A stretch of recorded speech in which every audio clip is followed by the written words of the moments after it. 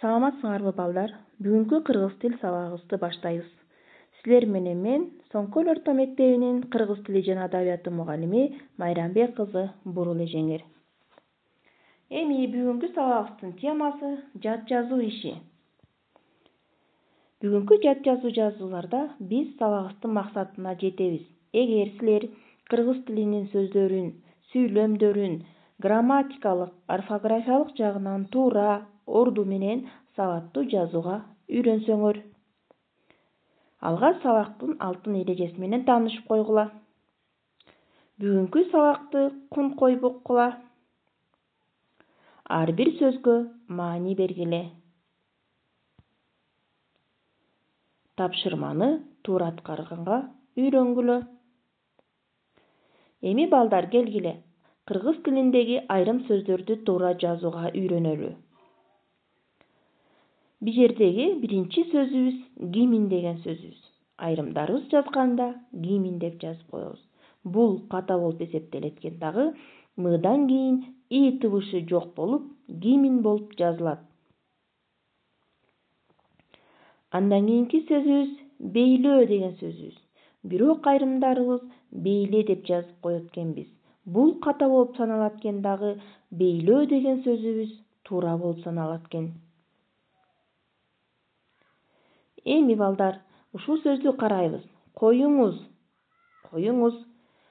Экөө тең угулганда бирдей угулуп атат. Бирок жазууга келгенде ый анан у тыбышы аркылуу жазылбайт. Бул ката болуп саналат.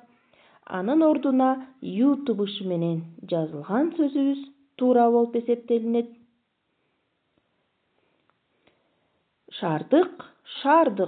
Көрдүңөрбү балдар? Экөөнүндө айырма бар. Биринчисинде шаардык деп айтылса, экинчисинде созулма а менен шаардык болуп саналды. Демек бул туура болуп эсептелинет.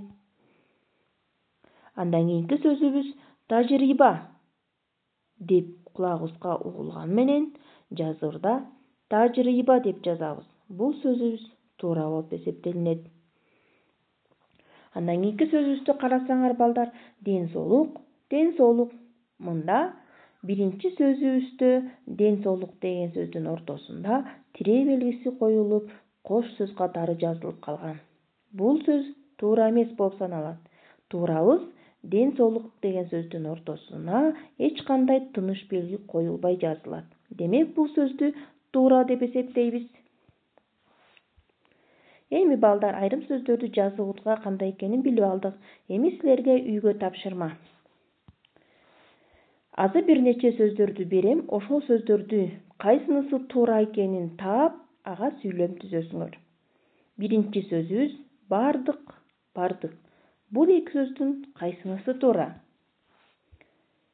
Таанымал. Оозеки. Тааныштыр. Каарман. Тууралуу. Демек көрдүңөрбү сөздөр? Ушул сөздөрдү туура жообун табабыз дагы сүйлөм түзөбүз. Бүгүнкү сабагыбыз ушуну менен аягына чыкты. Көңүл бурганыңар үчүн чоң рахмат.